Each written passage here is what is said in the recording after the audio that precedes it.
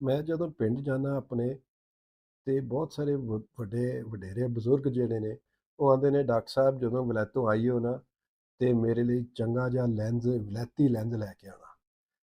ਤੇ ਗੱਲ ਇਹ ਵੇ ਕਿ ਉਹਨਾਂ ਨੂੰ, ਬਹੁਤ ਸਾਰੇ ਲੋਕਾਂ ਨੂੰ ਚਿੱਟਾ ਮੋਤੀਆ ਜਾਂ ਸਫੈਦ ਮੋਤੀਆ ਹੋ ਗਿਆ। ਉਹ ਬਹੁਤ ਸਾਰੇ ਲੋਕ ਇਲਾਜ ਕਰਾਉਣਾ ਚਾਹੁੰਦੇ ਨੇ, ਲੇਕਿਨ ਚਾਹੁੰਦੇ ਵੀ ਇਹ ਨੇ ਕਿ ਜੇ ਲੈਂਜ਼ ਜਿਹੜਾ ਹੈ ਨਾ ਅੱਖ ਦੇ ਵਿੱਚ ਜਿਹੜਾ ਪੈਂਦਾ ਉਹ ਵਧੀਆ ਹੋਏ। ਤੇ ਲੈਂਜ਼ ਜਿਹੜੇ ਨੇ ਉਹ ਬੜੇ ਡਿਫਰੈਂਟ ਟਾਈਪਾਂ ਦੇ ਹੁੰਦੇ ਨੇ। ਬਹੁਤ ਲੈਂਜ਼ ਜਿਹੜੇ ਸਸਤੇ ਵੀ ਹੁੰਦੇ ਨੇ ਤੇ ਲੈਂਜ਼ ਮਹਿੰਗੇ ਵੀ ਹੁੰਦੇ ਨੇ। ਤੇ ਸਿੱਧੀ ਜੀ ਗੱਲ ਹੈ ਕਿ ਉਹ ਆਖਦੇ ਨੇ ਨਾ, ਜਿੰਨਾ ਗੁੜ ਪਾਓ ਓਨਾ ਹੀ ਮਿੱਠਾ ਹੁੰਦਾ ਹੈ।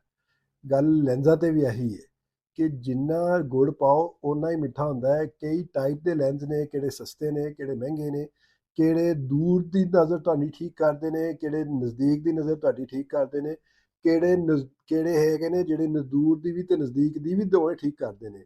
ਲੇਕਿਨ ਭਾਈ ਗੱਲ ਐਵੇਂ, ਮਸਲਾ ਪੈਸਿਆਂ ਦਾ ਹੈ। ਤੇ ਸਿੱਧੀ ਜੀ ਗੱਲ ਹੈ ਕਿ ਜਿਹੜਾ ਤੁਸੀਂ ਲੈਂਸ ਪਵਾਉਣਾ ਹੈ ਉਹ ਸੋਚ ਸਮਝ ਕੇ ਪਵਾਉਣਾ ਹੈ, ਕਿਉਂਕਿ ਲੈਂਸ ਇੱਕੋ ਹੀ ਦਫਾ ਪੈਂਦਾ ਹੈ। ਫਿਰ ਦੁਬਾਰਾ ਕੱਢ ਕੇ ਦੁਬਾਰਾ ਪਾਉਣਾ ਜਿਹੜਾ ਉਹ ਬੜਾ ਔਖਾ ਕੰਮ ਹੈ। ਤੇ ਅਗਰ ਤੁਸੀਂ ਲੈਂਸ ਪਵਾਉਣਾ ਹੋਏ ਤੇ ਅੱਖ ਦੇ ਵਿੱਚ ਉਹ ਸੋਚ ਸਮਝ ਕੇ ਪਵਾਈਓ। ਤੇ ਅਗਰ ਤੁਸੀਂ ਸਾਡੇ ਕੋਲੋਂ ਮਸ਼ਵਰਾ ਲੈਣਾ ਚਾਹੁੰਦੇ ਹੋ ਤੇ ਜ਼ਰੂਰ ਸਾਡੇ ਕੋਲ ਆਓ। ਅਸੀਂ ਤੁਹਾਨੂੰ ਲਿਵਰਪੂਲ ਵਿੱਚ ਦੇਖ ਕੇ ਤੁਹਾਨੂੰ ਚੰਗਾ ਇਨਸ਼ਾਅੱਲਾ ਮਸ਼ਵਰਾ ਦੇਵਾਂਗੇ।